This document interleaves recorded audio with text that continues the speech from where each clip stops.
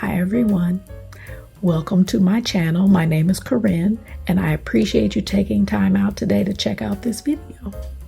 CoryCreates is a channel primarily about cross stitch, but I am also a sewist, so today I have a tutorial to share with you. If this is your first time here, please like and subscribe to my channel to stay up to date on all my projects and videos. You can also find me on Instagram at CoryCreates08, and I have an Etsy shop, Layla P Creations, all one word, where I sell my project bags and quilts. So whether you're new or returning a friend, I appreciate you and hope I can inspire you today. If you are new, just a little bit about me. I am a wife of 21 years, a mom of 2 teenagers, and a family consumer science teacher. I primarily teach culinary arts and sewing at the high school level, and I have been on YouTube with Flosstube for the last 2 years. So speaking of project bags, that is what this tutorial today is all about. I will walk you through step by step, start to finish, on how to make your own project bags like these. My instructions can be easily adjusted to your preferences. My goal for this video is to elaborate and expound on my previous project bag video where I shared a lot of tips and tricks. I will link the note in the notes below that video. People reached out to me with some questions, and I figured answering those questions would be done best if I just created a video where I will go through the process and answer those questions. So this video is designed to share with you how I go about the process from beginning to end. And I have created it to be beginner friendly, but it will be helpful if you're an experienced sewist as well. I'm going to go over tools and supplies, cutting instructions, and then finally bag assembly. So let's talk about the type of bag we're going to create today. It is a fully lined fabric bag with a zipper. It measures approximately 16 by 13. This is my favorite size for my personal stitching, and it is the main size I sell in my shop. You can use any cotton fabric, and I have even used cotton canvas from time to time. It will easily fit a 11 by 11 qsnap or an extra large number 4 size nurge. So these are just some of the fabrics that I have used in the past, and I'll just thumb through these really quick. But you see it has a zipper and they are fully lined. This one has a contrasting lining. Often I use whatever I put up here as the lining as well.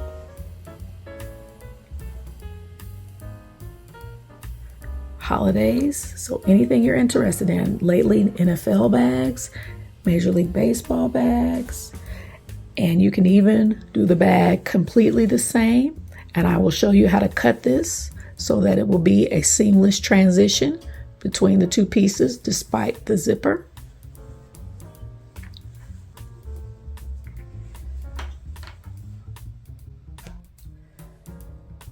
I create bags out of fabrics that speak to me. Your only skill requirement before we begin is to be able to operate a sewing machine and sew a straight line. I will walk you through the rest. This video will be divided by chapter, so you can rewatch certain parts as many times as you need to. All the measurements and the descriptions will be in the box below. This is the exact bag we will be making today. This is the 11 by 11 qsnap, and this is the extra large nurge. So as you can see, they will both fit. So go ahead, grab a pen and paper, get ready to take some notes, and let's get started.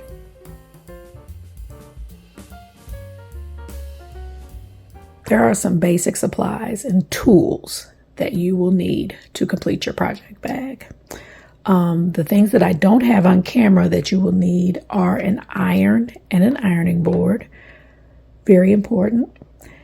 And then you also need a sewing machine. Please be familiar with your sewing machine. Have access to the manual if possible, if you run into some problems and need to troubleshoot. And then make sure you have some needles for your sewing machine. I recommend the 8012 needle. Okay, and then the 9014 will also work as well. But that is a nice sharp needle. I do not recommend universal. In addition to that, you need to cut your items. I will be using a rotary cutter. If you do not have a rotary cutter, not a problem. You can still use your shears and a ruler. These are just some of the rulers that I like to use because they're clear, okay? This, I believe, is a Dritz ruler, and it's probably a little better than this one. I got this one from the art supply store. The numbers are a little difficult to see on this one, but this one, the numbers are nice and big, and again, it's see-through. So I recommend some type of ruler if you do not have a rotary cutter that you plan to use, but this kind of ruler you can use, and you can mark your lines on it. And how you would do that, you can use one of these pens. This is disappearing ink, and then Mark Be Gone, which is washable. Or you can use tailor's chalk. Any of those will work to mark your fabric. I would even recommend, if you don't have either one of those, a Frixion pen. The lines for this go away with heat. So you just iron it away. Looks like it operates like a regular ink pen, but it does disappear as well. Again, make sure your shears are high quality, or at least will definitely easily cut through fabric. The worst thing ever is to be cutting and then it snag, or it does not give you a clean cut. So make sure you have a nice pair of shears, and these can be found at any local fabric store, even Walmart. You need a seam ripper. I know we don't like them, but they are essential to a good sewist. Don't be afraid to make a mistake. When you make a mistake, take it out with that. And then you need either pins or wonder clips. And these are also pretty inexpensive to find on Amazon or Temu or anything like that. But I use these interchangeably, and I will show you in this video how I use both of them. I do use them both on every bag. And then finally, I use a rotary cutter mat for cutting with my rotary cutter. And then I also have 2 sizes of rotary color rulers that I use. This is the 6.5 by 24-inch ruler, and I do use the Creative Grids brand. You can also use Omni Grids. I know those are very easily found in most fabric stores, and I believe like Michael's and Walmart carry them too. But you can get these at quilt shops or online. I got both of mine, I believe, on Amazon. But this is the 6.5 inch by 24. I use that to clean up my edges a lot. And then this size was an investment. I did get this one on Amazon, and this is an 18.5 inch square. But my bags all fit easily underneath this square, and it makes them very easy to cut out. So this is optional, as is the other side. If you don't have these, you need some type of ruler though to draw your lines on your fabric in order to be able to cut it out successfully. In order to turn out the corners of your bag, you need something that has a bit of a point but will not cut your bag. And I like to use a chopstick. Okay, I just find these at a local Asian market. Sometimes they'll have them at Dollar Tree. But this is very important to have something that you can stick down into that bag and work those corners out in order to get a nice professional finish on your corners. So a point turner, but the chopstick is my tool of choice for that.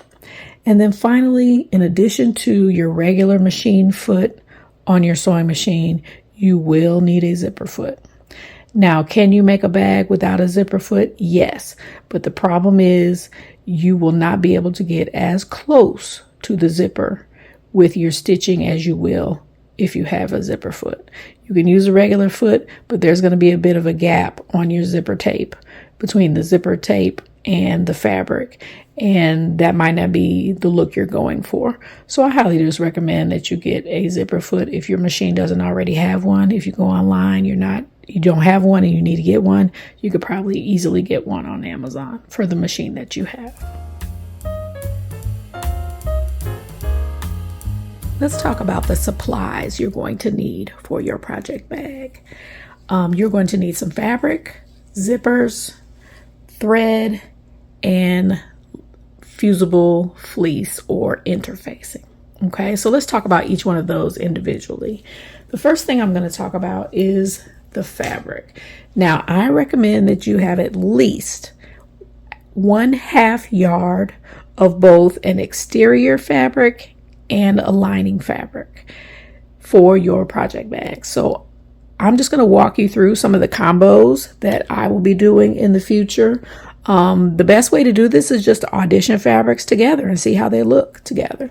So here's a combination. This would be my exterior, the outside, and this would be my lining. And I'm also would use this at the top of the bag, right above the zipper.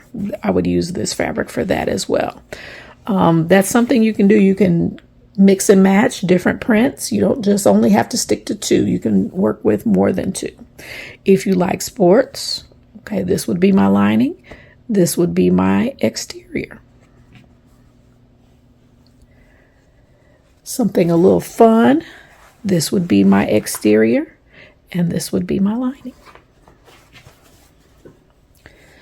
And sometimes I like to pick a very generic lining because it'll go with a number of different things. So this would be a great lining for this exterior, but this would also be a great exterior, and that lining would match pretty well with that one as well. So just audition your different fabrics. This is an African print, and this would be my lining. I would probably also place this at the top of the bag above the zipper, that piece up there. Another fun fabric with lots of choices for lining. These cute little dogs, very simple, very monochromatic, but you could pair it with something fun on the inside or even on that strip at the top. Something that's still monochromatic. Here's another one that would be great lining. This would make a good lining, or you could go bold and pop it with some pink or some orange. So there's a lot of different things you could do. And then holidays. This is a gingerbread fabric, and because it has the candy canes in it, that would be a logical choice for a lining as well as that strip across the top.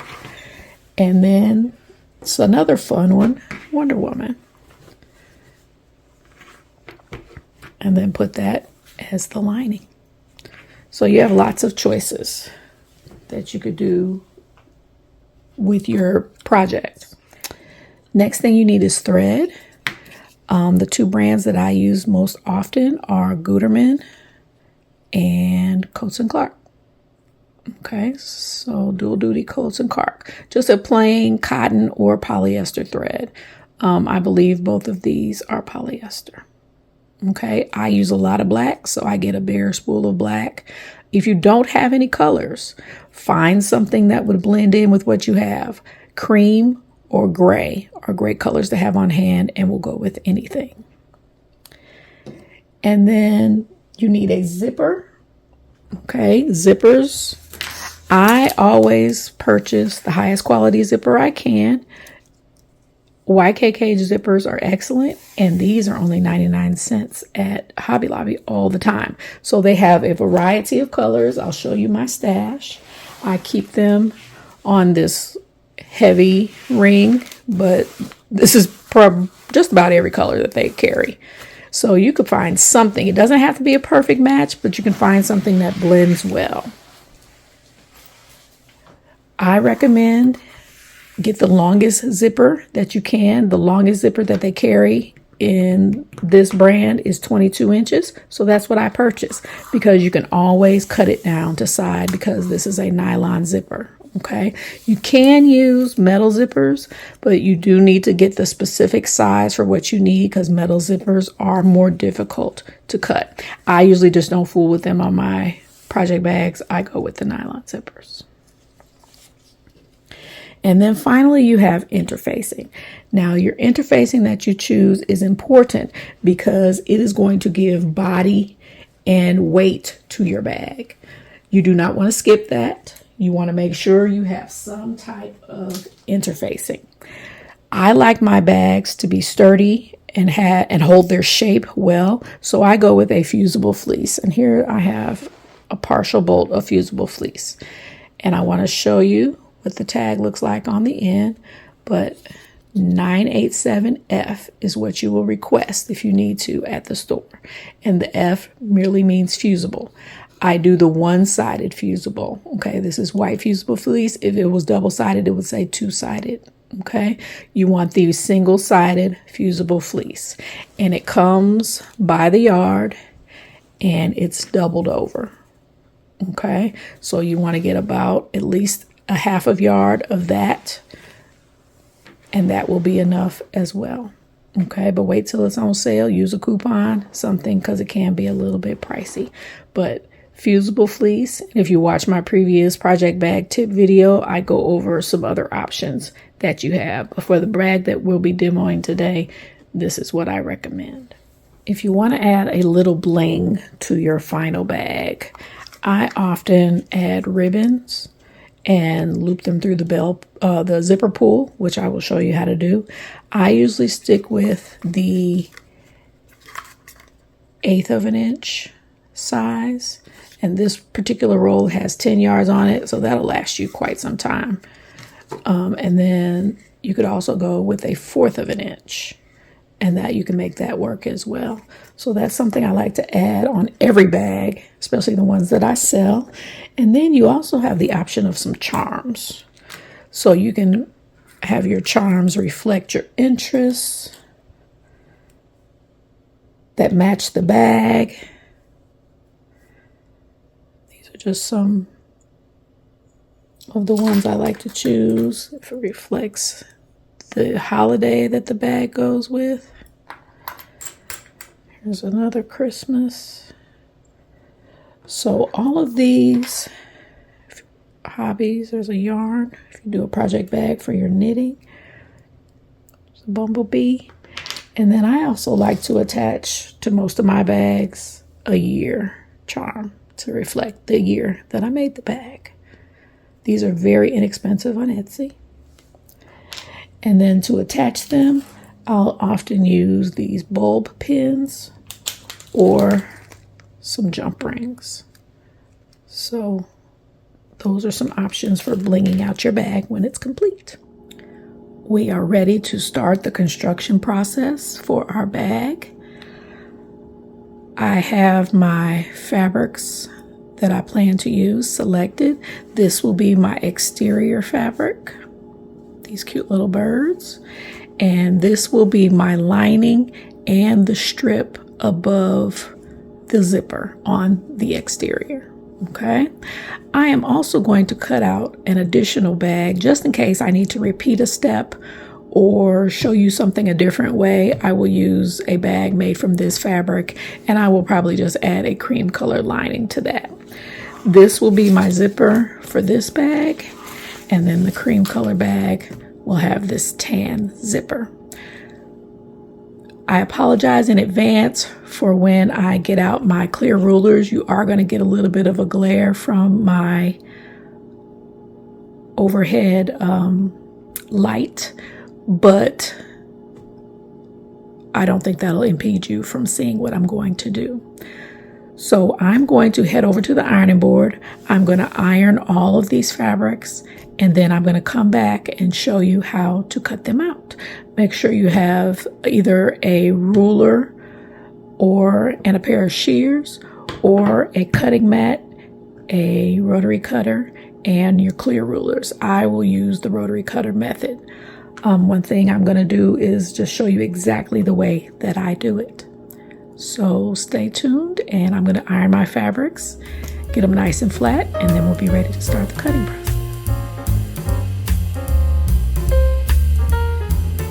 So let's prepare to get our bag pieces cut out.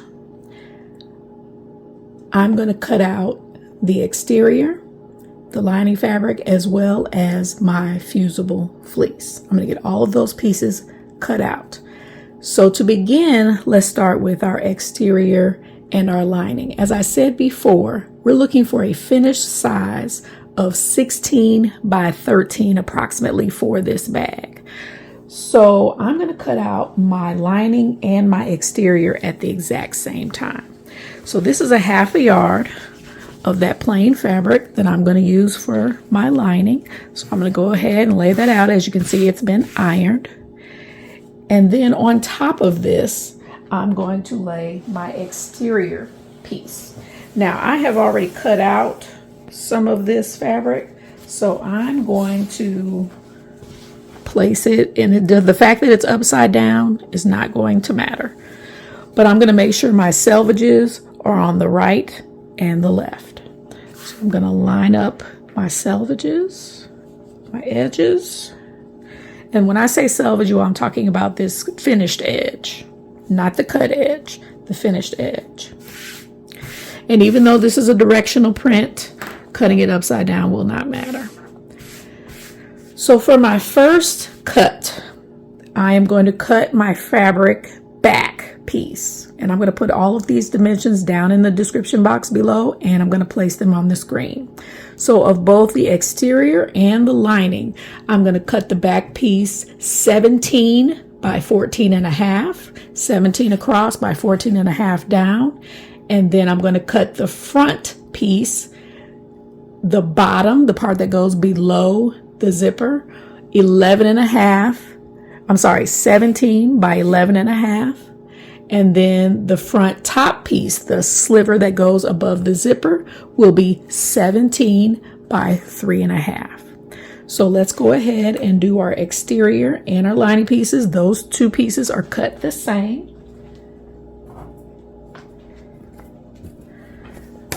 So again, I apologize for the glare. So I'm going to place my ruler with the 17 inches going across.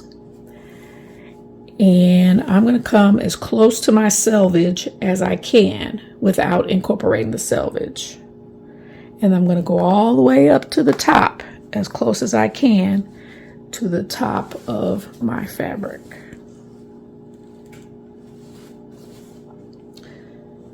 So now I'm going to grab my rotary cutter.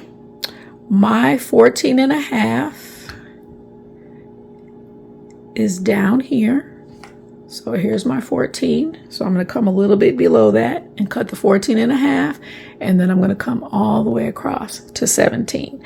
When you're using a ruler, these have little grippers on the bottom, but just in case, I always want to place my open palm on there and use my fingertips to push down.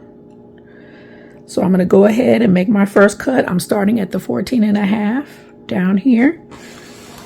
I'm just going to go straight up, and I'm going to put some pressure on it. And as you can see, nice clean cut. Now I'm going to come across the top. I always back up off my fabric and then move forward. And I have a little piece in the middle of my board that I often have to go back and over it. This board folds in half, so that's why it sometimes gets caught there. So that looks pretty good. So now, because of the way this ruler is, I'm going to turn it.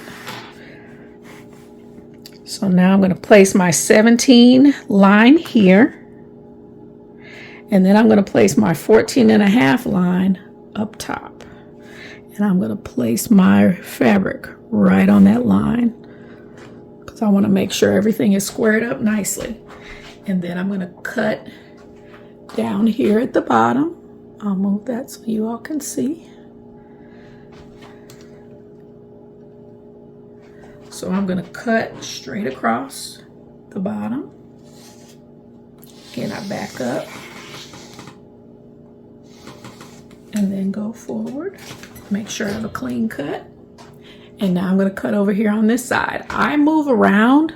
You don't have to do that. If you're more comfortable turning your board, you can do that as well.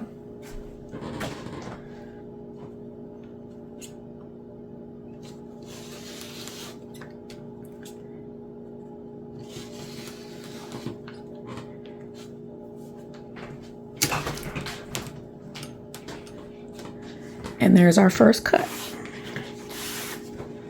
Both pieces cut exact. Set those to the side.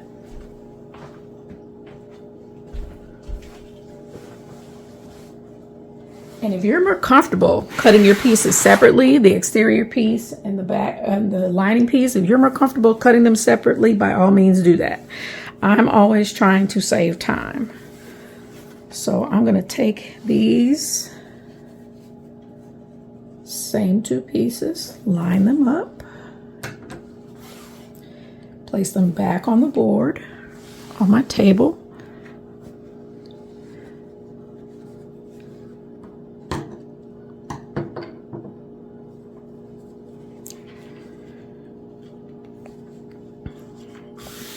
Make sure they're even.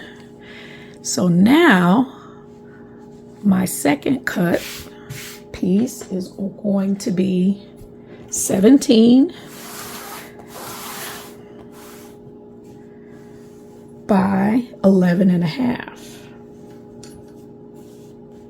And this is the piece that goes on the front at the bottom below the zipper. So I'm going to find 11.5. It's right there. All the way up and off. I'm in a good spot. So now I'm going to come over here. Come straight across the top. Get that little piece again. And now I'm going to move up. Find my 17 line here.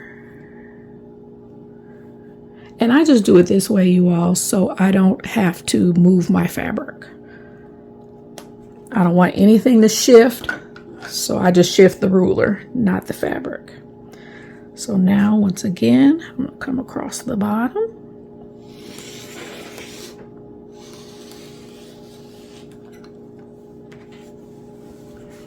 Set that back off to the side, and then I'm going to come down this side again.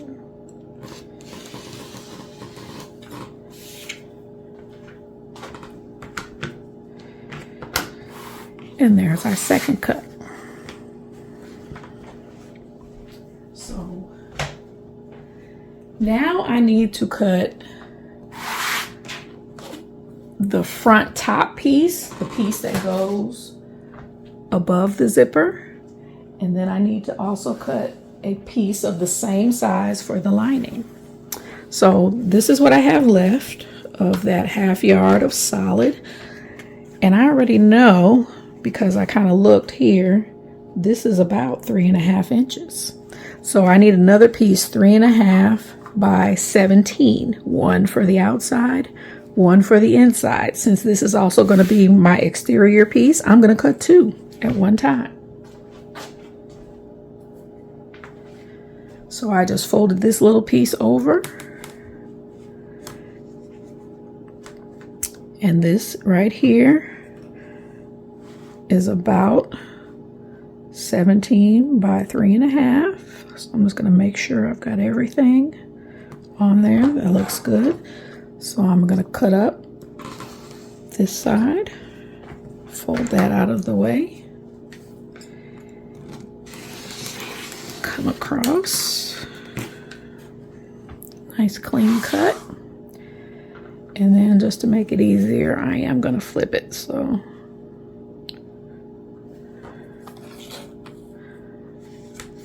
I'm going to line up my 3.5 line on that bottom cut, and then I'm going to line up my 17-inch line on this side cut.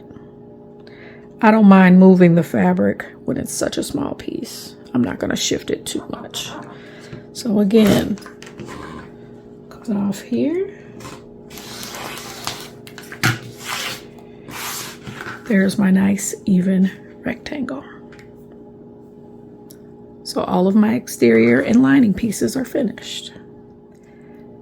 This is what the front of my bag is potentially going to look like. So I have my bottom piece, my top piece in a contrasting color, and then I've got my zipper. So I want to show you with that other piece of fabric, what if I don't want a contrasting color at the top? What if I want this to be the same as the top? How do I cut that to where it looks like it's all one seamless piece of fabric? That's what I'm going to show you how to do next.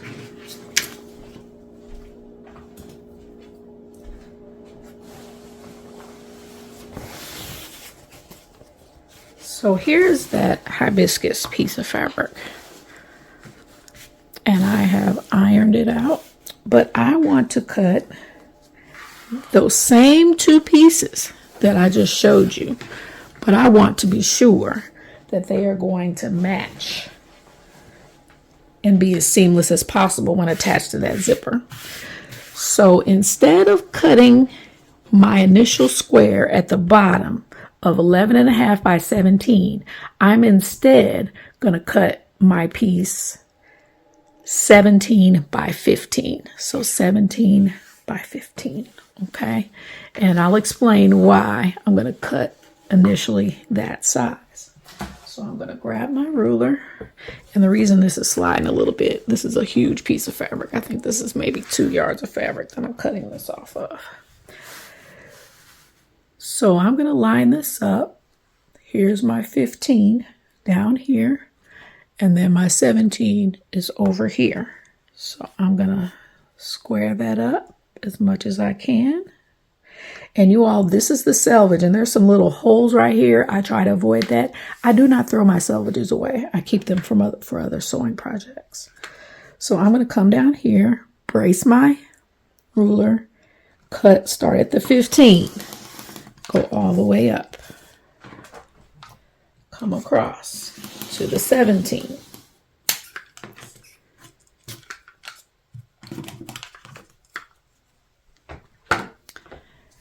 Now I'm going to shift my ruler again. I definitely want to do that now. And I'm going to do the same thing. 17, line it up on the 17 over here.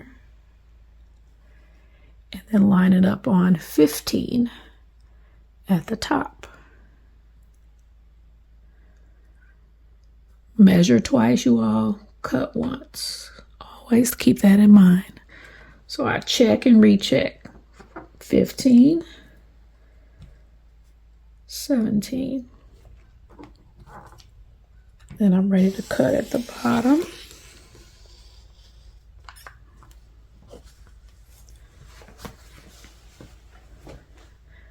And then I'm ready to cut on the side.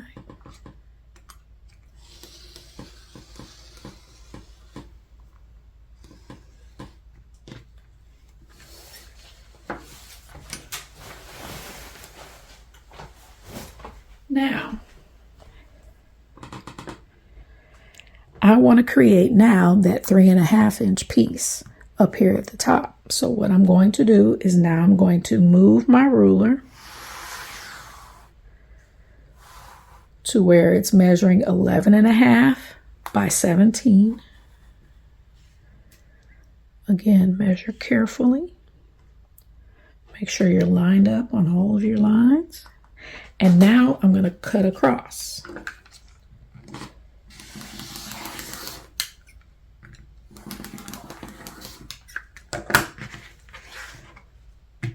There's my top piece. But when I add in that zipper, it's going to look seamless. So this is an easy way to pattern match. 3.5 plus 11.5 is 15. So that's another way you can cut, especially if you don't want your top and your bottom to be different. So now we're ready to cut our fusible fleece. Remember, this is 987 fusible fleece single-sided. So I need similar measurements to my exterior fabric, but they're going to be cut slightly smaller. So I'm going to go ahead and open this up. So my first piece, and because I make a ton of bags, I usually leave it folded and cut more than one. So if you're going to make numerous bags, you can always leave your fusible fleece folded. Doesn't matter which side you cut on. And the same thing with your exterior fabric and your lining fabric. It does not matter if you cut on the pretty side or the wrong side. It does not matter. So for our batting, okay, or our fusible fleece, we need to cut these a little bit different. We're going to cut 1/2 inch smaller than those pieces we just cut previously. So for the back piece, we need a piece 14 by 16.5. For the front top piece, we need a 16.5 by 3. And then for that front bottom piece, we need 16.5 by 11. Okay. And what that does is that gives us a little room around the fabric pieces so we don't have to sew through this. And I'll show you that when we start the sewing process. So let's get those cut. Now for this, I don't usually square it up that much. Wherever it's been cut over here, I'm just going to move to the 16.5 inch line because this will not be seen at all. Same thing here at the top. I'll make sure I'm all the way even up there. So I'm at 16.5 over here. And then I'm going to come 14 over here and cut. Same process, just different dimensions. So now I'm ready to move up. 14. And I'm going to come over to the 16.5 line.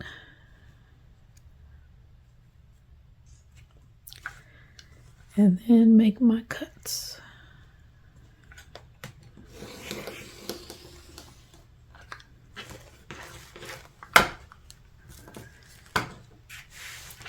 There's my back piece. And I'm just going to move down.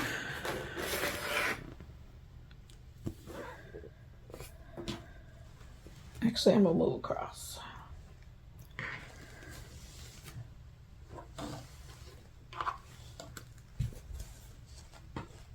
And again, if you don't have a rotary cutter, you can always mark this with a pen of some sort. Any type of marking pen would work because, again, you're not going to see this. This is going to be inside the bag, so you will never see this after it's been attached.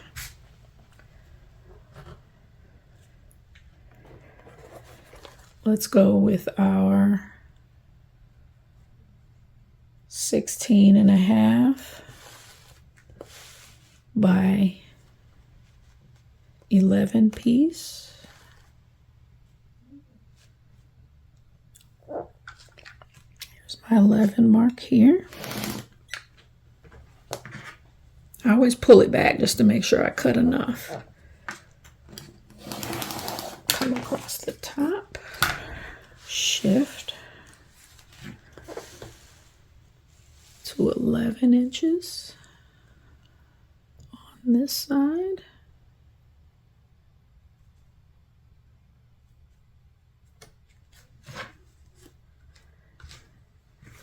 That looks good. Come across the bottom. There's our bottom front.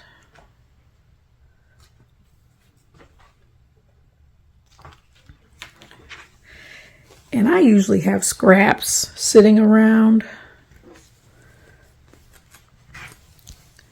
for this next cut.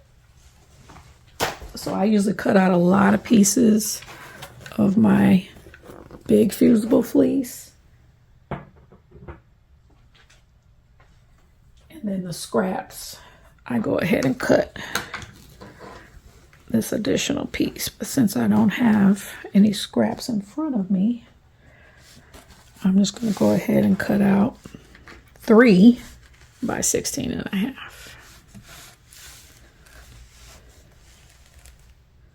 So there's my 16.5. And there's my 3 line. So I'm just going to come down just enough and cut.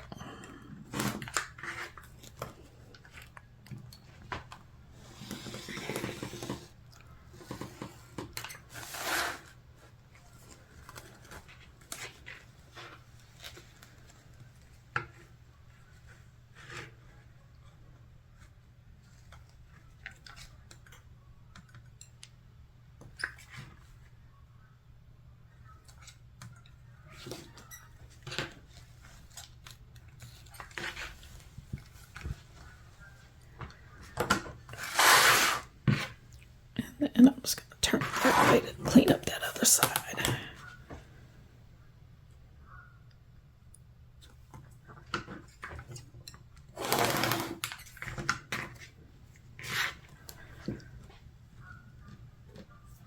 All right, that's our last fusible fleece piece. So what you want to do now is you want to make sure your bobbin has been wound with the color of your choice. Thread your machine, make sure your iron is on, grab your pins or your wonder clips, whatever you plan to use, and now we are ready to start construction. Before we head to our sewing machine, we need to fuse our fusible fleece pieces to our exterior fabric pieces.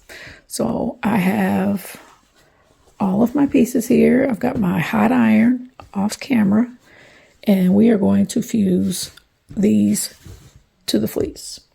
The reason we cut our fleece a tiny bit smaller was to make the sewing process later easier.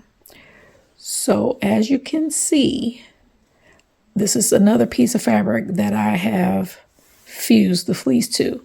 And if you notice, it's about 1/4 of an inch smaller all the way around.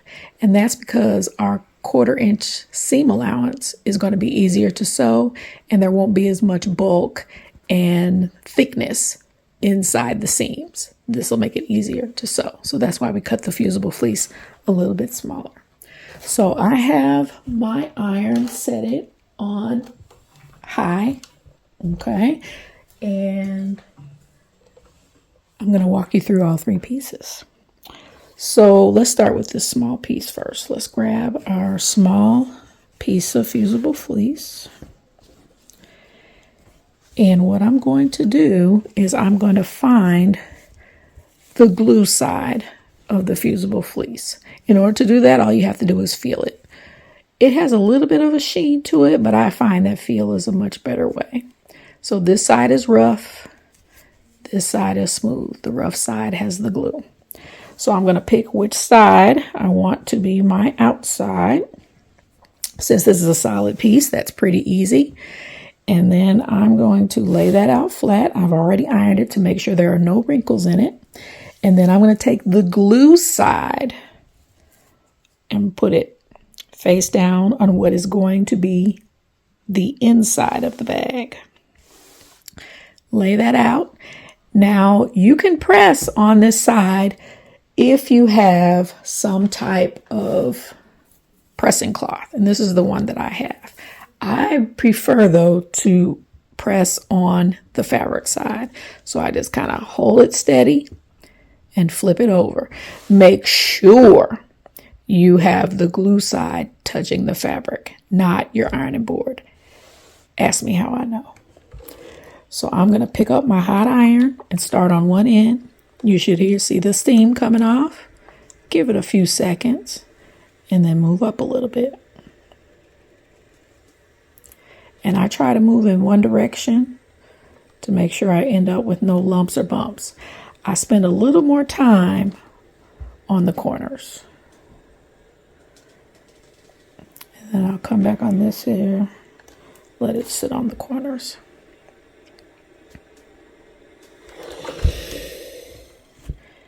Then I flip it over. And most of the time it looks like it's become one with the other piece of fabric.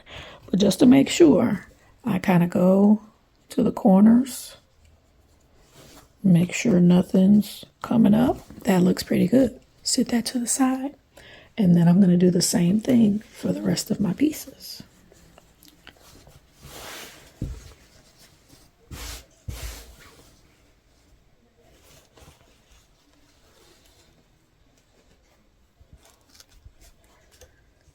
Line it up to where it's about 1/4 inch all the way around. Flip it over. Sticky side is touching my fabric, and press.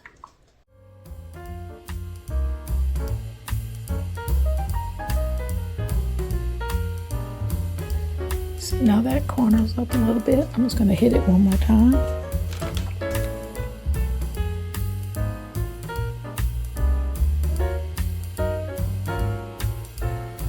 All right, those are our pieces. And again, check your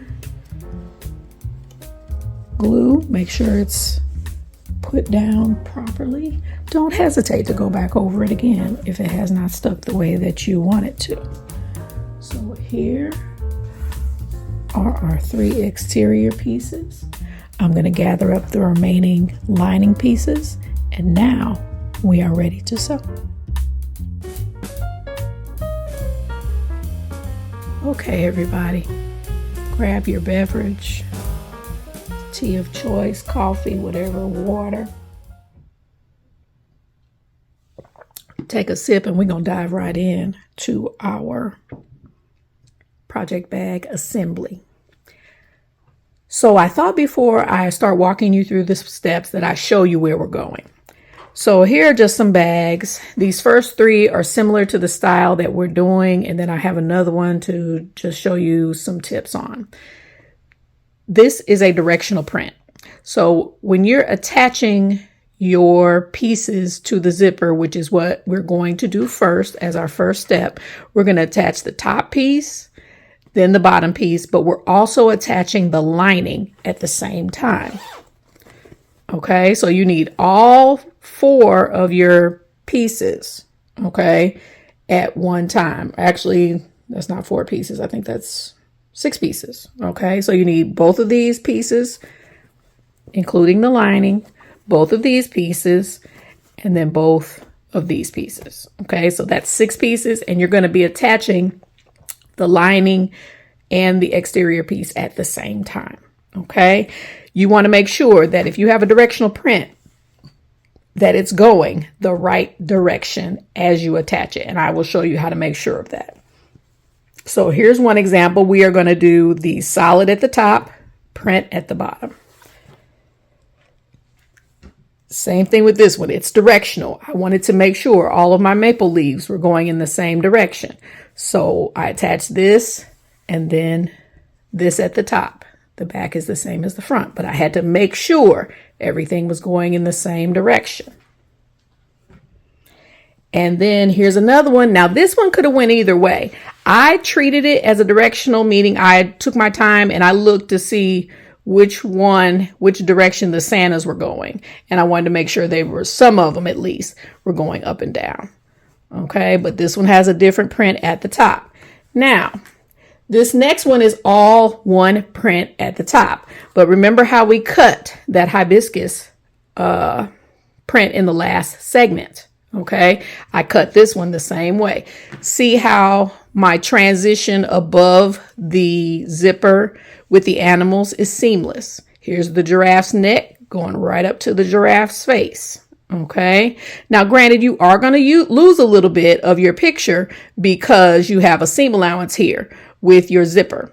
Okay, but for the most part, it's pretty seamless. And it just, I think, is a better look. If you can't do that, do not worry about it. Okay, do what you would like to do. Whenever I'm going to sell a bag, I always try to make sure I try to do that and make it seamless. Okay, so what we're getting ready to do now is we're going to attach the top and the lining, the bottom and the lining to the zipper, and then we are going to top stitch. So we're going to grab everything that we need for the first step, and that is to attach my 2 top pieces to the zipper. This is a 22-inch zipper. Okay, so what I'm going to do is I'm going to find or decide what is going to be the right side. Obviously, for this piece, the side that does not have the interfacing is the right side. And then because this is a solid print, it does not matter for this one. So I am going to make sure that both of these pieces right sides are facing when they're in the zipper or attached to the zipper. I have to sandwich my zipper in between to do this properly. So the first thing I'm going to do is I'm going to bring the piece that is my lining down in front of me first. Okay, this is my right side. This is the side I want on the showing on the inside of the bag.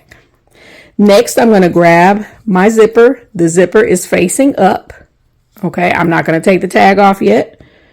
And I'm going to line this along the top of my piece of fabric.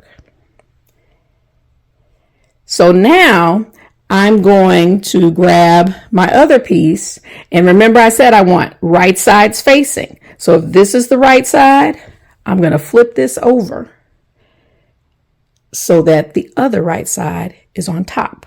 Okay, I'm going to start grabbing pins, and I use pins because I just feel like they hold a much more, let me say this, I feel like they give you a more sturdy hold. That's what I wanted to say. So when I pin, I'm going to make sure, and I'll hold this up closer so you can see how my zipper is between the 2 pieces. So I'm going to take my time and line up my edges. Okay. Then I'm going to grab my pins and I'm going to pin in through the tape of the zipper as well as both pieces. Now, you will notice I'm not right up against the edge of the zipper. I want this to be off to the side, and I want my head of my pin to be facing towards me, and I want the point away from me. You'll see when it's time to sew, it'll make this much easier to pull these out as I'm sewing. So now I'm going to go ahead and finish pinning.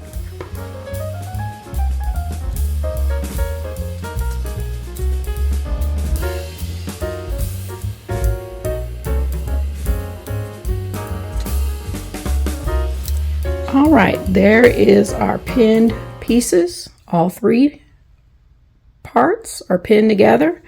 You can use as many pins as you feel are necessary, but all of my pins are going in the same direction. And I definitely make sure I have a one at the beginning and one at the end to secure it. Okay, so now we're going to go to the machine. So go ahead. I have my machine threaded. I have a front lobe bobbin on mine. I have a machine threaded. I have my zipper foot attached.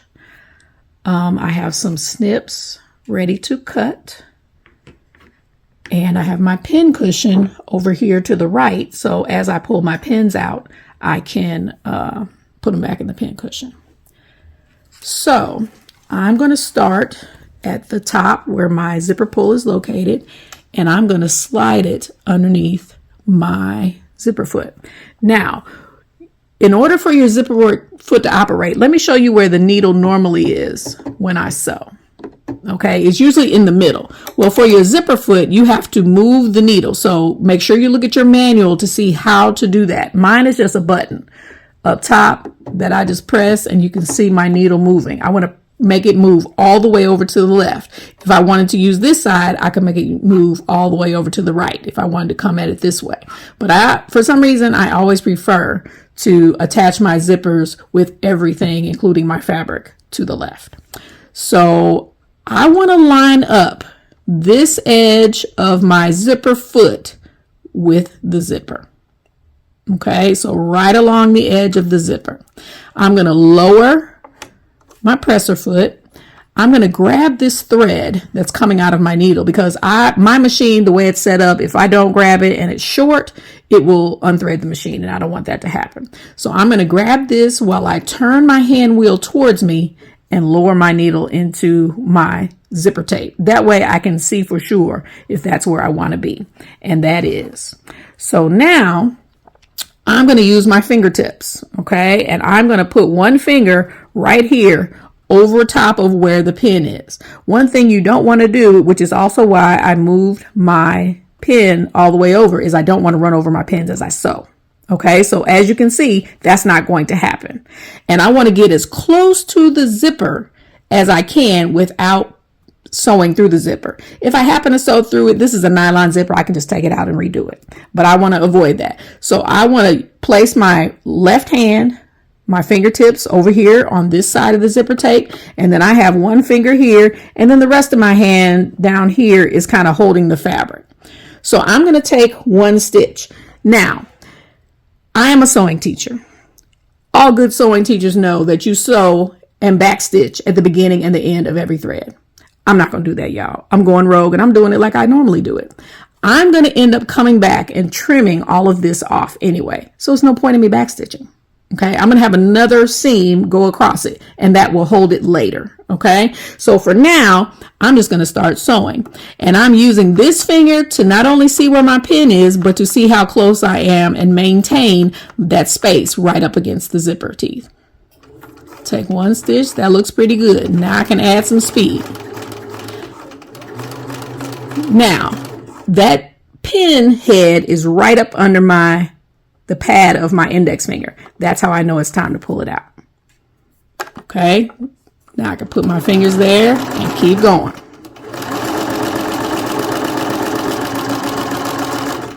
Pin is right up underneath the pad of my finger. Use my nail, pull it out.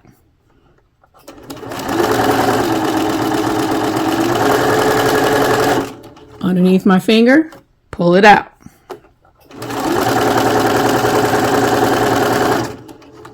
And you notice I'm kind of lifting that finger so the tip of the pin does not puncture my finger.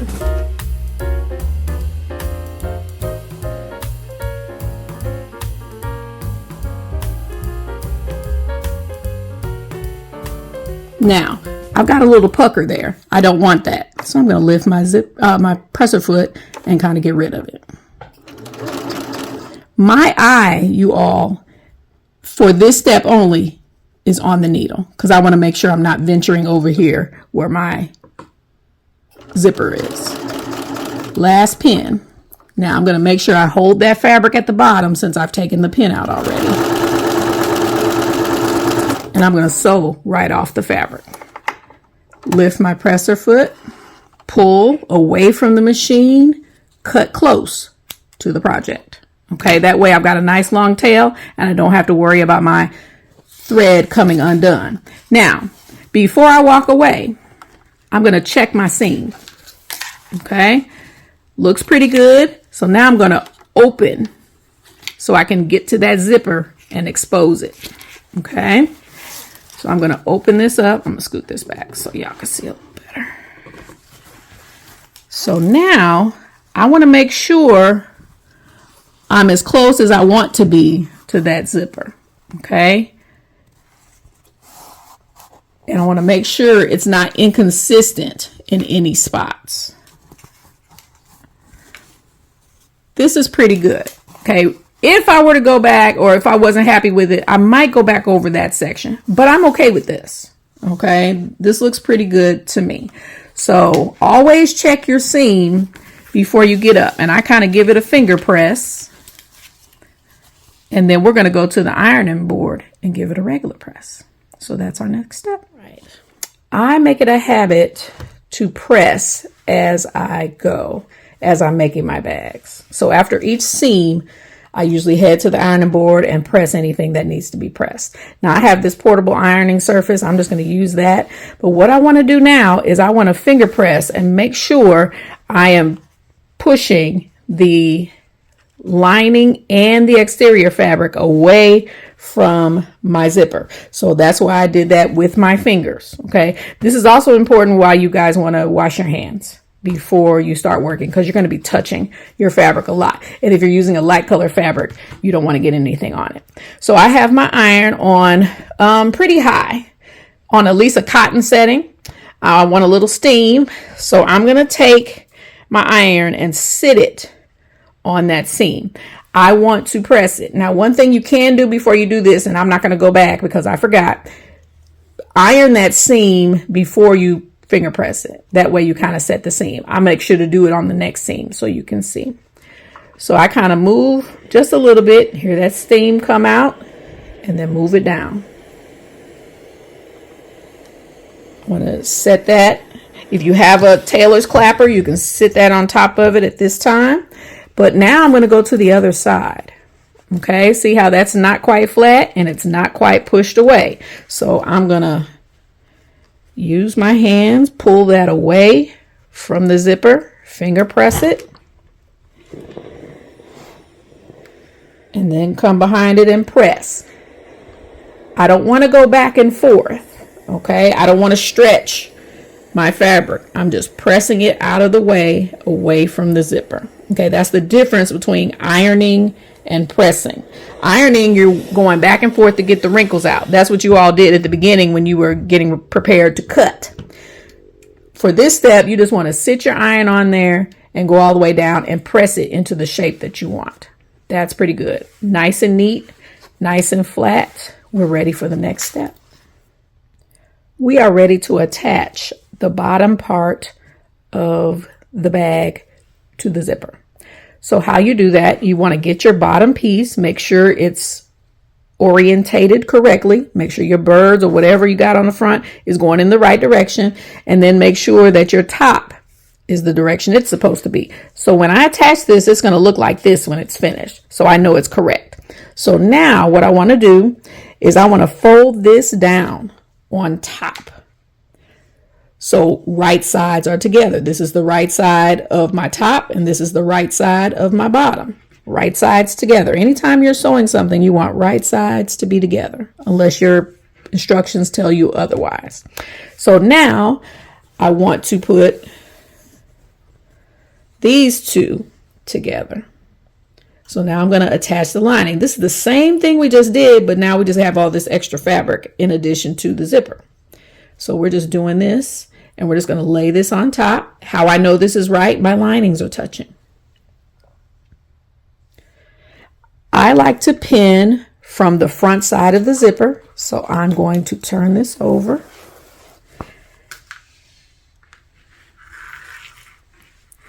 And I'm going to actually start at the bottom this time because I like to keep my fabric underneath on the left side. So I'm going to do the same thing I did last time. I'm going to line up my edges of my two big pieces of fabric, make sure that zipper is even, and then pin, just like I did before. You all, the key to a professional looking bag is your ability to manipulate the fabric. I tell my students this all the time. You are stronger than your fabric. Make it do what you want it to do. If it's not even, line it up. If you sew something and it wasn't right, seam rip it and do it again.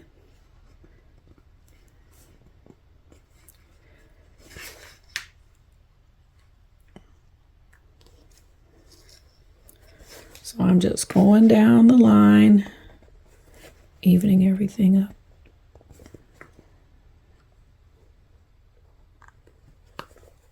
Down and back up when you pin. Don't just stick it in. You got to go down and back up to make sure it's secure.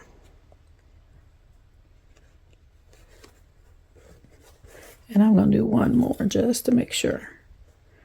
There's no minimum amount of pins you have to use on this. You all use what works and makes you feel like it's secure. Let's head back to the machine. Line the edge of your zipper foot along the edge of the zipper. Lower your presser foot. Hold on to that thread. I always pull it out just to make sure. And I unplugged my machine, so I gotta move my needle back. And now I'm going to turn the handle towards me to lower my needle. And then I'm ready to sew. Line up your fingers.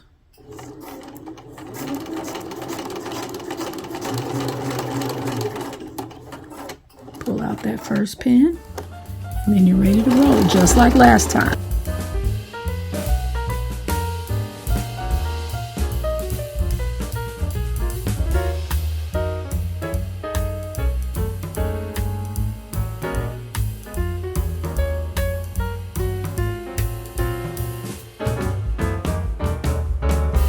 Lift your presser foot and pull away. Cut close to the project. Check your seam before you move.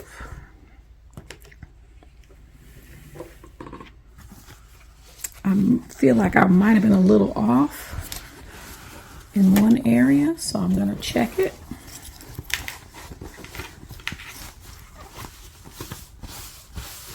I'm just checking to make sure I don't have any puckers. That looks pretty good. Now we're ready to press this side of the bag and prepare for top stitching. So now I'm going to open it up just like I did before. Kind of finger press that top part into place and follow it with my hot iron. Your hot iron should not disturb or mess up your zipper. It's not going to melt it. We're not leaving it on there long enough to do so. So now I'm going to flip it over. Same thing on the other side. See how that's not straight? So I'm just using my hand to push it away from the zipper. Let the steam do the work.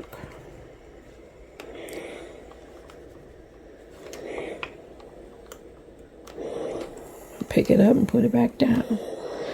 And I can kind of iron the rest of that out of the way. Okay. Looks nice. I also take this time now to snip any threads that I find hanging. That just helps me with cleanup. I'm going to take a look at it one more time. That looks pretty good. So now, before I go back to the machine to press, I want to open my zipper and make sure it opens cleanly. Okay, it doesn't get snagged on anything. That means my seam wasn't too close. So always check that before you top stitch. That way, if there's something wrong, you can go back and fix it before you've top stitched. Many people would consider top stitching more decorative and not a necessity. I disagree when it comes to these project bags, or really with any bag that you're making. It is important that you keep the fabric that you have just pressed away from the zipper out of the zipper, and the top stitch helps you to achieve that. So what we're going to do is we're going to stitch a straight line all the way across on the top above the zipper and then right below the zipper. I want to get as close to the edge of my fabric as I can, and that way it will keep the fabric that is underneath, or I'm sorry, on either side of the zipper away from the zipper, and make sure you have a nice freely zipping zipper. Okay, so let's go ahead and start this. I'm going to pull my machine a little closer.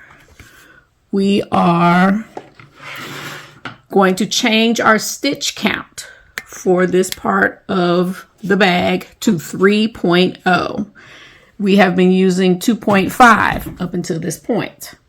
I have my thread. Feel free to play around with your thread color if you want to do something daring, but I just got a turquoise that's going to match.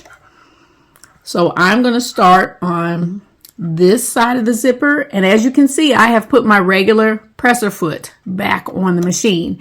I find that doing the top stitch with this rather than the zipper foot works better for me. So I'm going to line this up. I'm going to line the edge of my zipper foot with the edge of the zipper. I'm sorry, the edge of my presser foot with the edge of my zipper. I'm going to start a little bit before, drop my presser foot. I'm going to hold that thread, lower my needle, okay, and my needle is set in the middle. So this is about 1/4 inch away. So actually I want it a little closer. So I'm going to change my needle position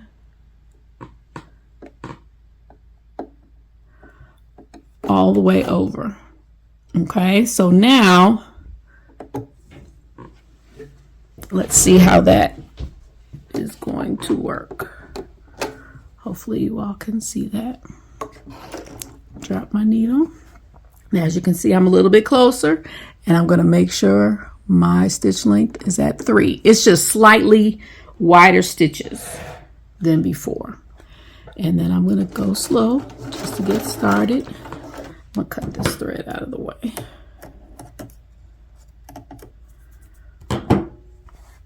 And I just gently hold it on the side, and my other hand is in front.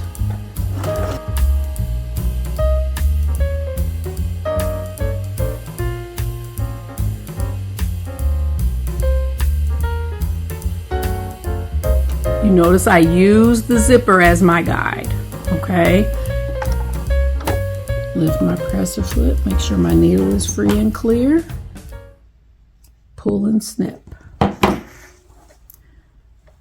There's my top stitch. See how it's a little bit wider? So now I'm going to flip everything around and go on the other side.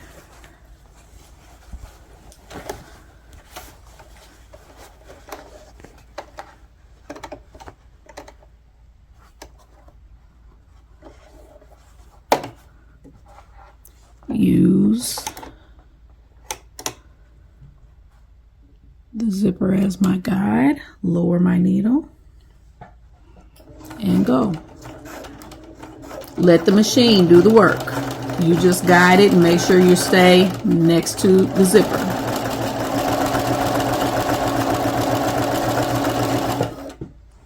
If that gets a little bunched up, that's okay. Just move it out of your way.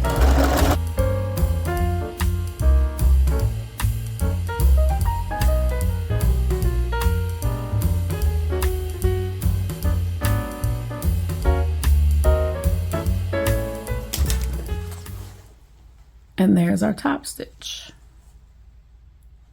It's easier to see on that one, but very neat all the way across. And then as you can see on the back, same thing. It's neat, and it's keeping that fabric out of my zipper's way. So just to check it and make sure, yep, we're good.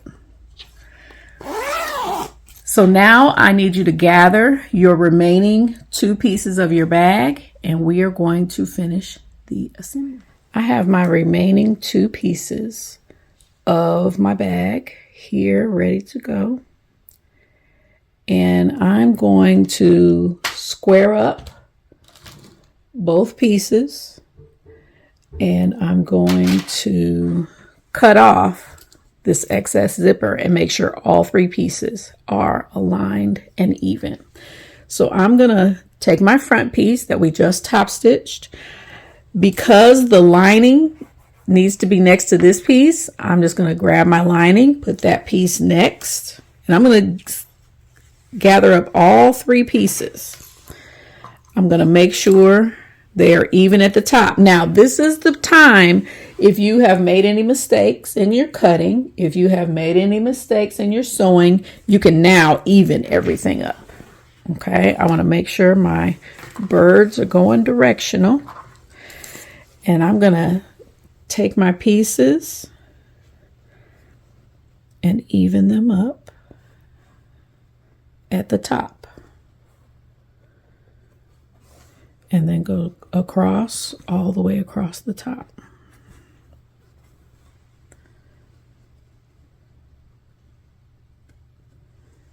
And make sure they're even.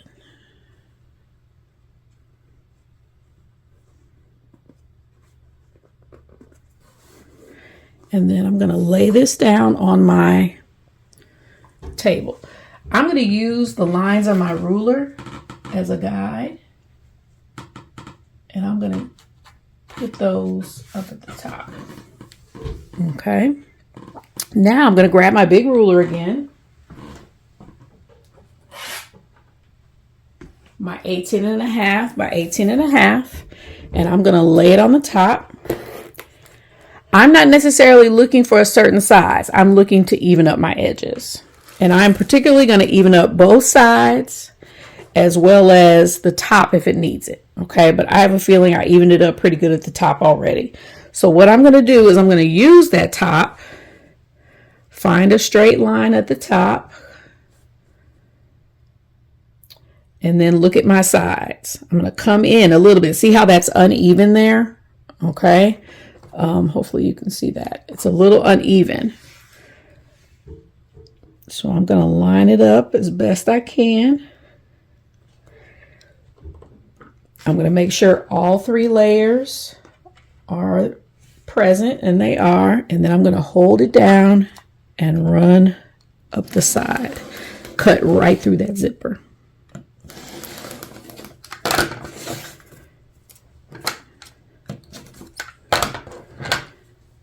Clean cut. Okay. Now, to make this easier, I'm going to move this out of the way. And I'm going to spin the entire cutting mat. You can clip this or pin this if you need to, but just to be safe and make sure I'm keeping everything straight, I'm just going to spin my mat. That's easier for me.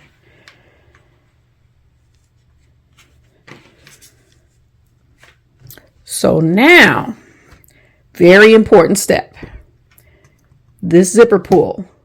Before you make your next cut up this side, you need to grab that zipper pull and move it to the middle of the bag. You do not want to cut off that zipper pull. It's not impossible, but you can get it back on, but it is a pain. Okay, so just save yourself the grief and pull that zipper pull into the middle of your bag. Now, when you go to replace your ruler, it might not sit as flat, but that's okay. You just want to make sure it's even on this side. So I'm going to use my lines on this side to find my straight edge. And then I'm going to look on this side. I need to come over a little bit more. And I also use the hash marks on my ruler if I need to. So I'm going to come in just a bit and line it up on that line, just like that. Now I'm ready to cut.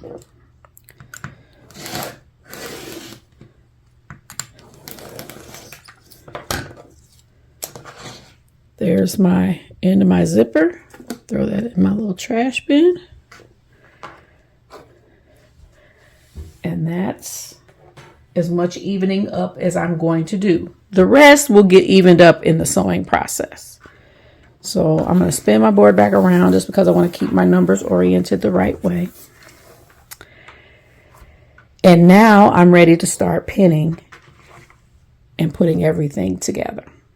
Okay, so how we're going to do that is we're going to first close our zipper some. And then we are going to layer everything the right way. I have my Wonder clips. This is where I start using those. So I'm going to pull those closer and actually take a few out. So I want the top piece, my external pieces, to be right side together. Okay, remember we talked about that. Anytime you're sewing something, you always want right sides touching. So right side, the back goes on top of the front. Layer those together. Then the lining goes against the lining. Okay, I know it might not make sense now, but it will when you start putting everything together. So I'm just making sure my birds are right side up and making sure everything is right sides together. The right sides, the front and the back right sides, and then the lining right sides are together. So I'm going to even all these layers up, and then I'm going to grab my Wonder clips and start pinning across, or putting them together across the top.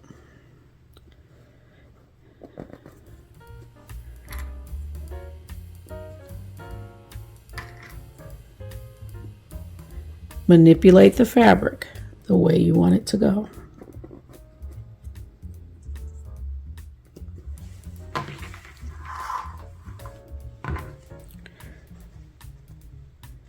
Get it as even as possible. Don't forget this bottom layer, it tends to hide. Matter of fact, it's not even, so let me fix that.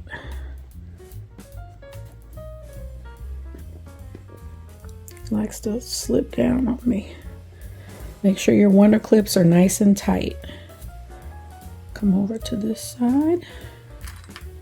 Put one on the end. And then work my way back in. As many as you need. I usually do about 5.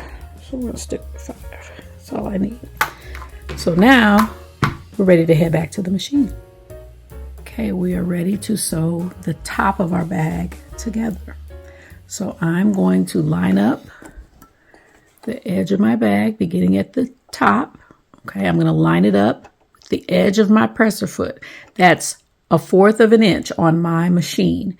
I would recommend you sew your seam at the top either 1/4 to 3/8 inch. It's up to you. If I were going to do 3/8 inch, I'd go to another notch. There are lines here on my machine. I'd go to the very first one. That's 3/8. But I'm going to go ahead and I think I'm going to work with 1/4 of an inch. So I'm going to drop my presser foot, remove that first clip, and I'm going to lower my needle to make sure I've got it in the right spot. Okay. Now we want to reinforce all of our seams as we sew because now we are completely constructing the bag and we don't want it to fall apart later. So I'm going to take a few stitches forward and then I'm going to reverse. And now I'm ready to go.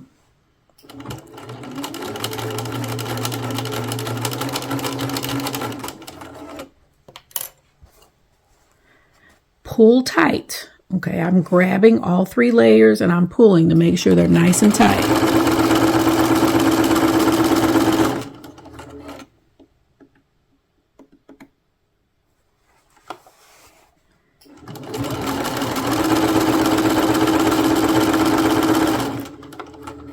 As you are sewing, keep your eye on this side of the fabric. Make sure this is staying straight. That's your guide. My fabric is slipping just a little bit, so I'm just going to make an adjustment, but I should be okay.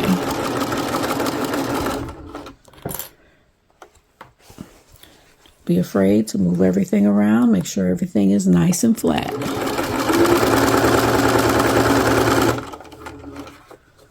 Lift that presser foot. Keep going.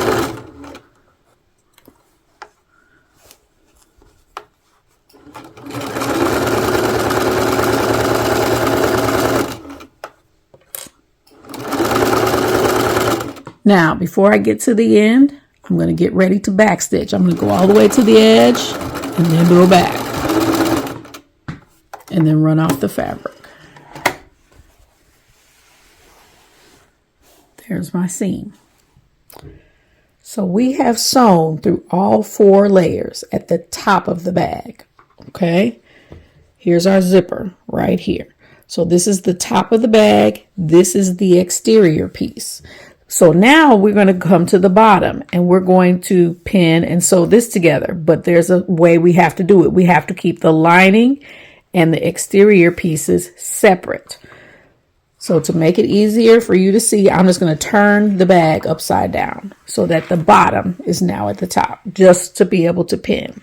I'm going to use my wonder clips on the exterior pieces because they're a little thicker because of the interfacing. So I'm going to grab my wonder clips and I'm going to just clip the exterior pieces together.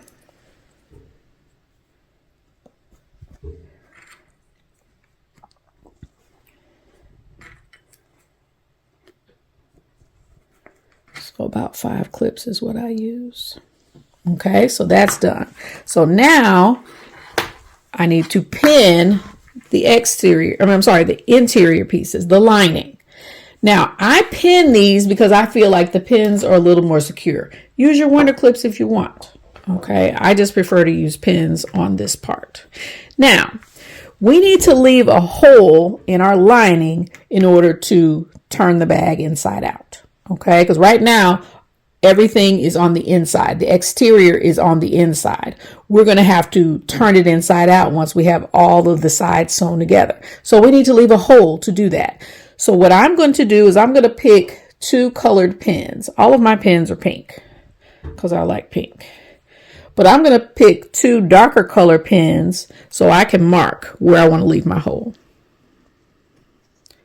So I'm going to pick a mark there and pick a mark here. You want your hole to be about a hand's width apart. So because you got to stick your hand in there in order to flip it inside out. So now I'm going to finish pinning. Again, put as many pins as you need to feel comfortable, but do not pin between your stop and starting point.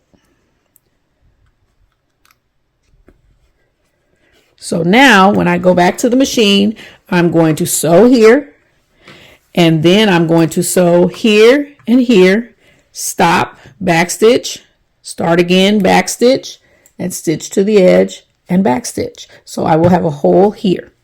We are going to start with our exterior fabric. So I'm going to show you another way you can begin your seams. So I come in about half an inch from the edge, then drop my presser foot, still keeping my edge of my fabric here on the edge of the presser foot. Pull out that wonder clip.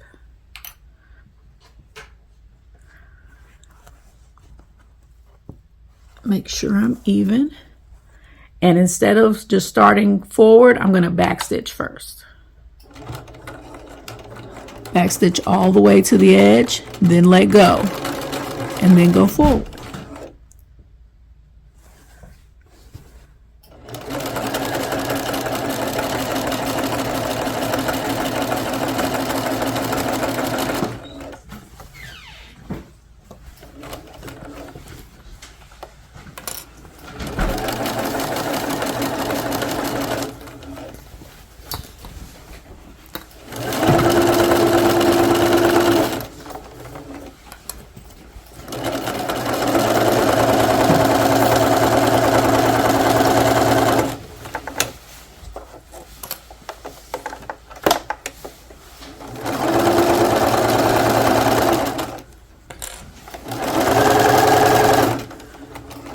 You get to the end, backstitch, then run off the fabric.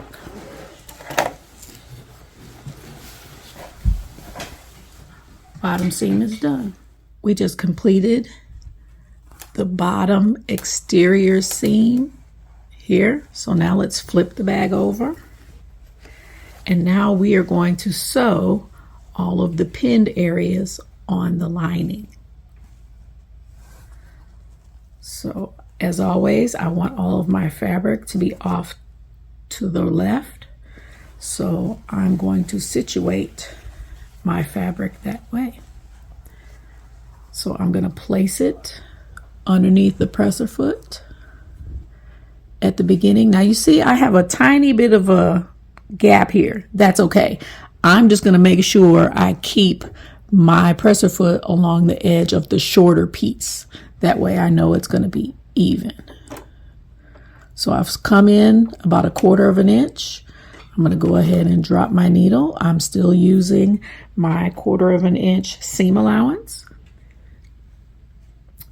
I'm going to backstitch first and then go forward, pulling out the pins as I go.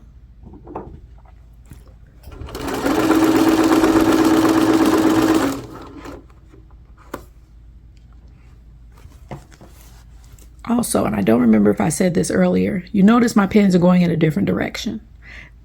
Because I'm sewing a seam this time instead of a zipper, I always put my pins off of the fabric, but I make sure that they are spaced apart and that I can just grab them here and pull them out as I sew. I don't have to worry about keeping my fingers close on the zipper, so that's why I do it this way. This is how I normally would pin. The other way is how I pin for a zipper.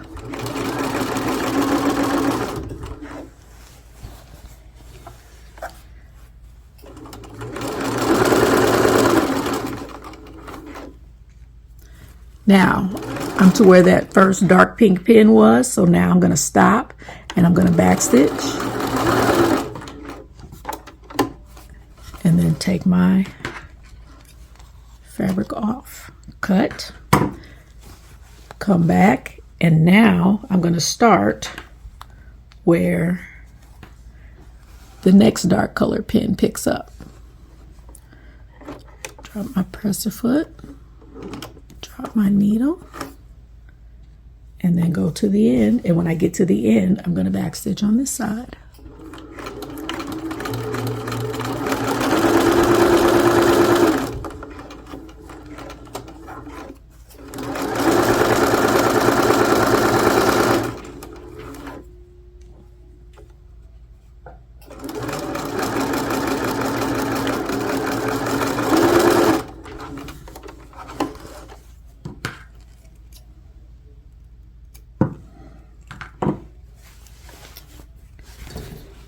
Both of my bottom seams are now done.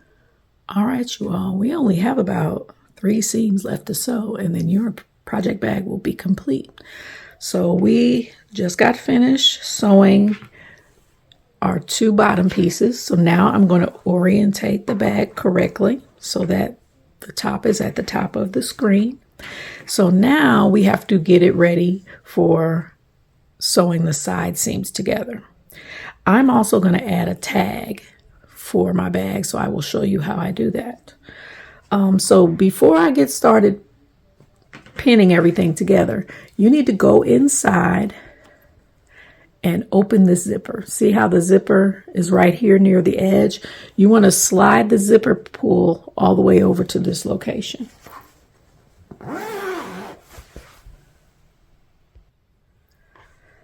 So I zipped it. So my zipper pull is now over here. Don't slide it all the way to the edge because you still got to have space for the sewing to occur. So now I'm going to put 3 or 4 wonder clips down each side because my edges are still pretty even. So what I like to do is I'm going to put my first clip where the zipper is. And then I'm just going to work my way down, making sure everything is straight because this is separate. So we want to bring it together and clip. 3 or 4 is probably all you need. Now, I'm going to add my tag, and I like to do it on this side.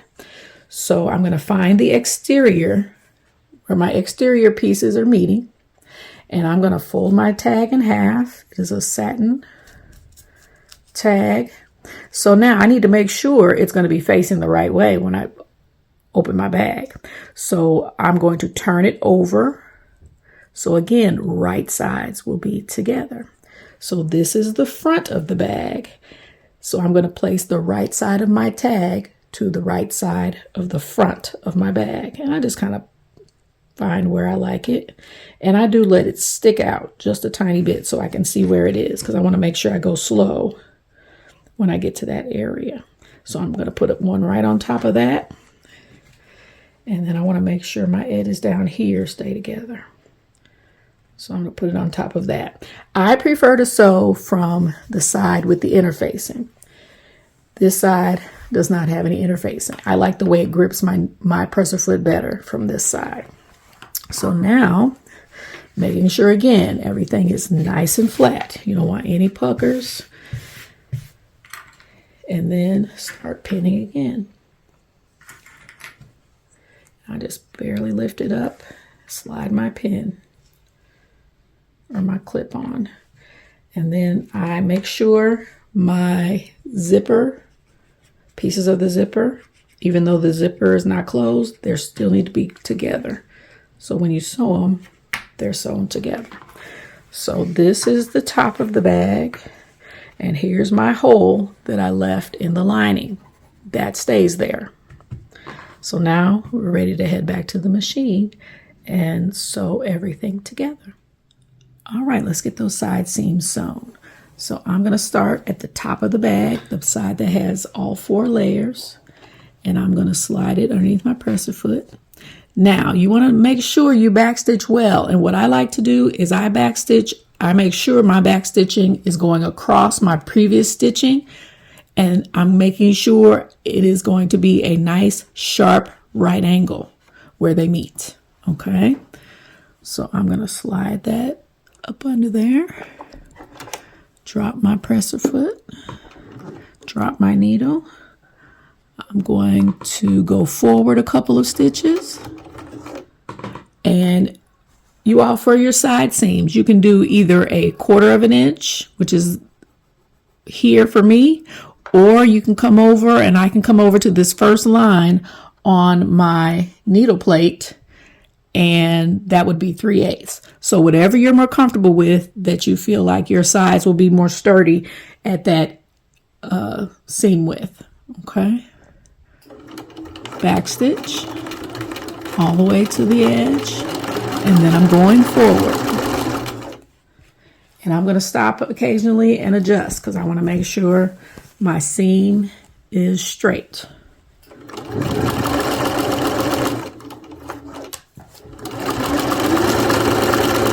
I'm pushing down.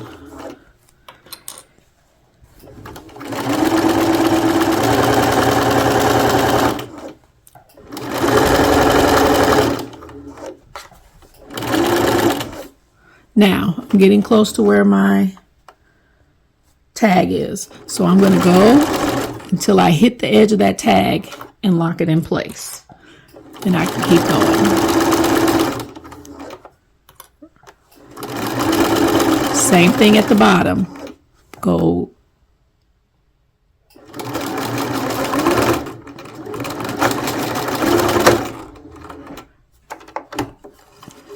pull out from your project, and I'm cutting close, and I'm also, as I go, starting to trim up some of these loose threads. Okay, we want to trim up our bag at the end, but you can start doing it now. We want to make everything nice and neat.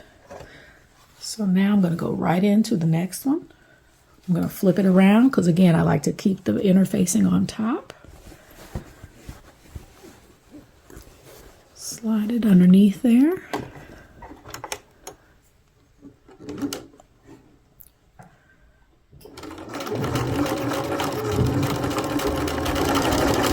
Back stitch, then go.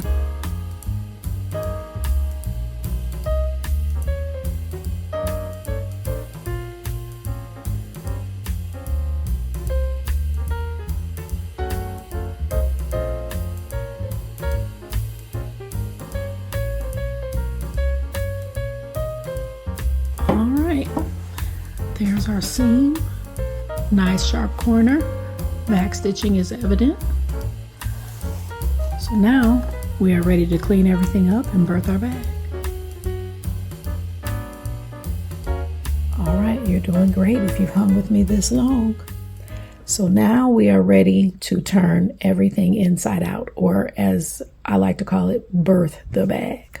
Okay, so I'm going to flip it over to the lining side and find the opening for my lining. Okay, because I'm going to pull everything through that hole. So before we do that, let's go to our corners, and we're going to clip our corners. Okay, see where our seams meet.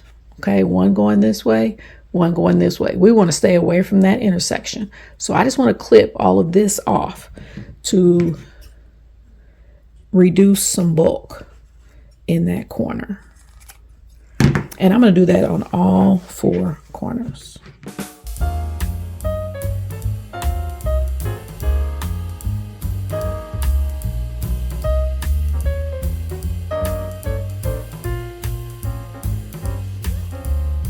So now we're ready to birth. So again, I'm going to flip it back over to the lining side. I'm going to open up the hole at the bottom of the lining side. And you see it's nice and big enough for my hand to fit through it. So I'm going to pull the bag up on my hand to where now I'm at the top of the bag. And now I'm looking for the hole or my open zipper. I'm going to reach through that open zipper and grab a fistful of the top of the bag. And now I'm going to start to pull. See, there's the top of the bag. So now I'm going to maneuver everything through that hole.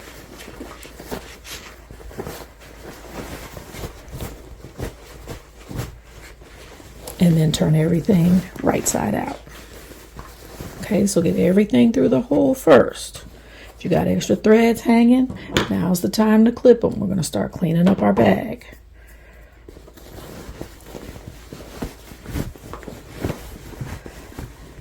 So I'm just poking everything out, pulling the corners out, and then I'm going to go through the hole that's in the bottom of the bag in the lining and start using my fingertips to poke those corners out. I do as much as I can with my fingers. Do all 4 corners. See, here's my hole. My hand is still in the hole. And now I'm going to come up here to the top of the bag. Poke out the top corners. Come over to this side. Do as much as I can with my hands. Okay, so now, still maintaining the hole, I'm going to grab my handy dandy chopstick. And now I'm going to come up through the hole with the chopstick and start poking out the corners gently. Take your time. I saw somewhere where it said you don't want your crafts to look homemade. You want them to look handmade. I thought that was a good way of putting it. So these are the steps here that I'm taking you through at the end that make it look hand and custom made rather than homemade. So I'm just poking out all of the corners as much as I can. This will also be a test of how well you sewed those seams. Make sure when you're sewing your side seams, you're at 2.5. And I'm gently poking this through because every now and then if that seam is not sturdy, you'll go right through it and then you'll have to unburst the bag and re-sew the whole thing. So to avoid that, be gentle. And I kind of make sure it's rounded out. And then once all 4 corners are done, you want to take a look. Make sure there's nothing you need to go back over. Once those corners are out, I usually go ahead. Well, I'm not going to close the zipper yet because we got one more thing we have to do. But that looks pretty good. Okay, there's my tag. You can see all of the writing on the tag. It's stable and sturdy in there. So now what we're going to do next is we're going to sew the hole in the bottom of the bag closed. Now you may elect to do this by hand. I don't. So what I'm going to do now is I've got my iron off camera. I'm going to reach down in here and now I'm just going to pull the lining up to my zipper opening. I only want to deal with the lining. So I'm poking all the rest of that back down in there. So now here's my hole. I want to fold this fabric in about the same as my seam allowance. Okay, there's my seam allowance. So I want to fold it in to about the same width. But I'm going to be honest with you all. This is the bottom of the bag. Ain't nobody looking at the bottom of the bag. Okay, on the inside. So what I do is I kind of tuck it in and then I pull where the seam stopped. Okay, and I just pull and that kind of makes it nice and neat. And then I just use my fingers to press it closed. And I'm going to grab my ironing surface, lay this down, and then I'm going to grab my hot iron and go across.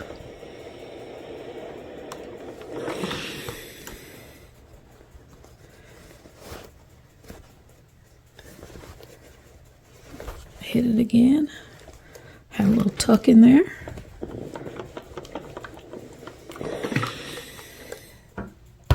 That's all I need. Okay, so now I'm ready to pin that closed.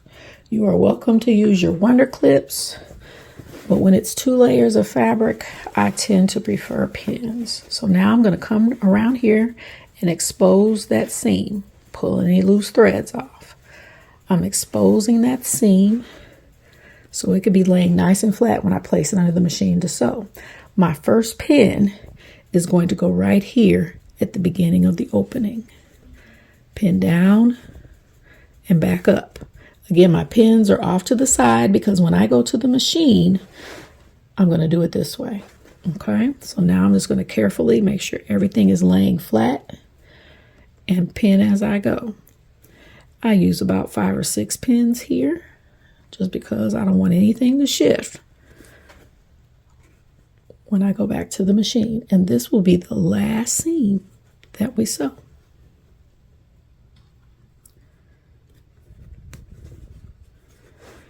When I get over to this side, same thing, open that up, expose that seam, pinch it back closed, nice and neat. I'm going to place a pin right here at the end. And I'm going to put one more right here in the middle. So there's my seam, ready to be sewn closed. Now be careful when you're pulling this up. You don't want to pull your corners back in. Okay, so we're ready to head back to the machine. Let's do this last seam. I've got my pinned hole in the lining. I'm going to place it to where everything again is off to the left. Now, this is going to be kind of a tight fit, so you're going to have to maneuver to get everything up under there neatly and make sure it's laying flat because you don't have a lot of leeway.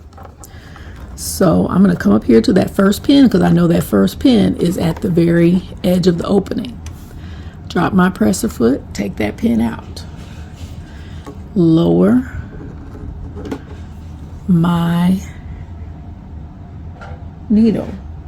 So now my goal is to sew right along this edge. Okay, making sure I catch both layers. So I'm going to take a couple of stitches. I'm going to back stitch. You notice I'm going slower than I normally do. I have a lead foot, but when I'm sewing this close, I tend to slow down just a little bit at the beginning.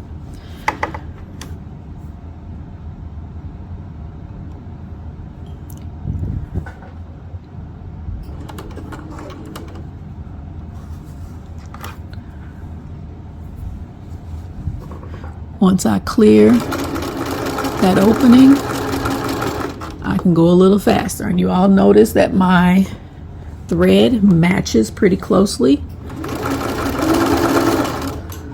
to my fabric.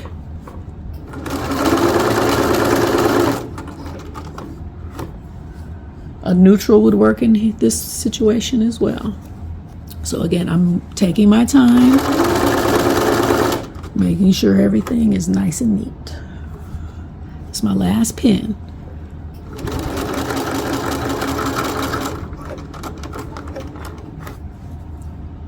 And now I'm going to backstitch.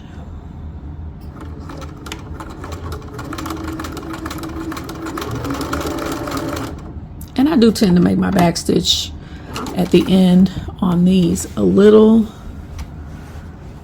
longer because I want that seam to not pop a loose later. So now I'm going to cut very close to my project.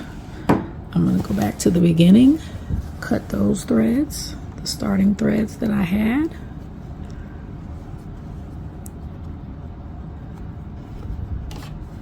Cut those off.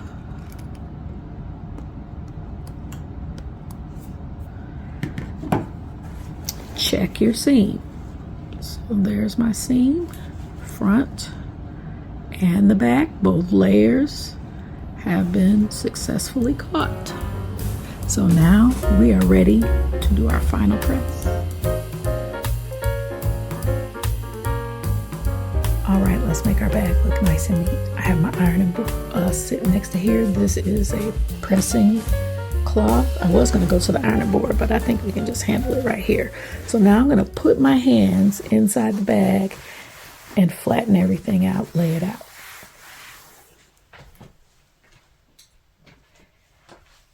In addition to my iron, I also have a spray bottle of water, and I like to use that to help me get my seams nice and flat.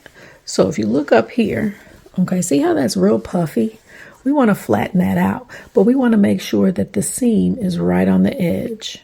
So what I like to do is I like to spray my fingertips with some water, and then I pull back so I can see the seam, and then I press down and press forward. That rolls it to the edge.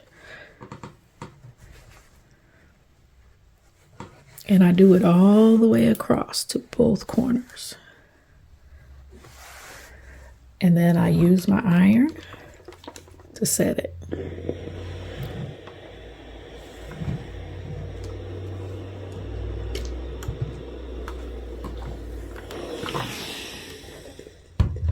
Set it in place. So now, see how that's a nice crease right there on the edge. So I'm going to do that on all four sides. Add a little water if you need it. But I pull back and press forward to expose that seam and put it on the edge. If your project gets a little wet, that's okay. The steam will evaporate it. And then I kind of make sure that's laying flat, and then follow it up with an iron. And then I iron the rest as I go.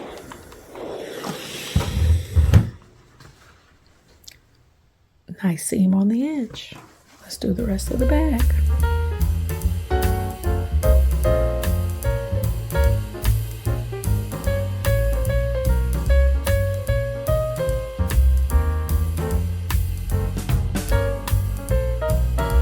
Nice seam. Flip it over.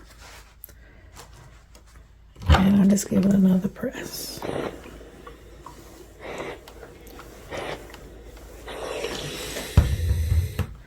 If you come across little threads, pull them off. That one's down in the seam, so I'm going to clip it close. But any threads you see, now's the time to clean them up. Just go all around the bag and look. I've got one down here at the corner. Get those off. That looks good. Yep, making sure my zipper works properly. Making sure I don't have any loose threads around the zipper. Now I'm going to add a little bling.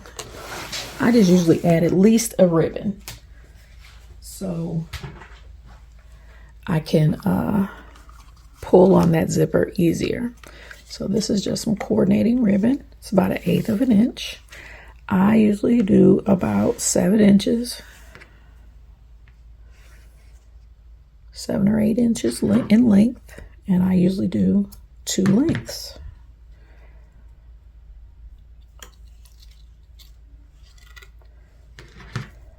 I cut on an angle, make it look neat.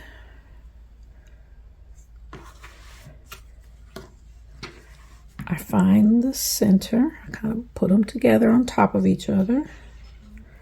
Find about the center, and then I get what I use to pull this through is I make a loop, and then I grab a flathead pin, and I usually have some up here in my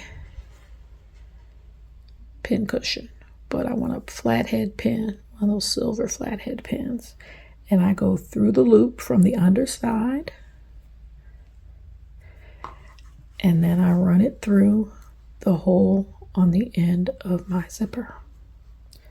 Pull that through, take the pin out, and then open that loop and pull everything through. If you have charms that you want to add, I usually add my charms right here, or you can put them there.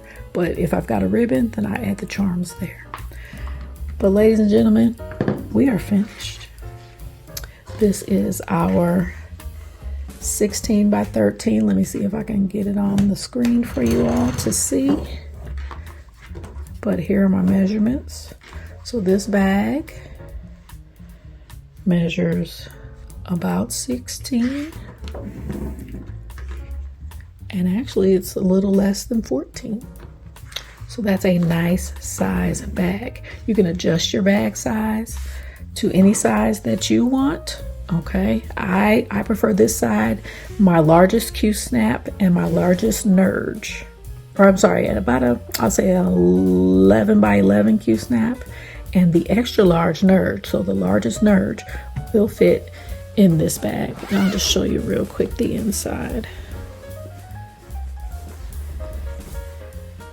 But there is our completed bag. Please take the time to let me know how this tutorial was for you. I appreciate you joining me today here at CoryCreates. Again, this is a 16 by 13 about project bag size. If you have any questions, please feel free to leave them down in the comments below. I would truly appreciate you subscribing and liking this video. Y'all know how the algorithm works, but I would so appreciate you sharing this video with anybody who would like some bag making tips. And I look forward to seeing you again. And if you have any questions, please let me know down below. I so appreciate you being with me today. Have a blessed week, and as always, you all be blessed.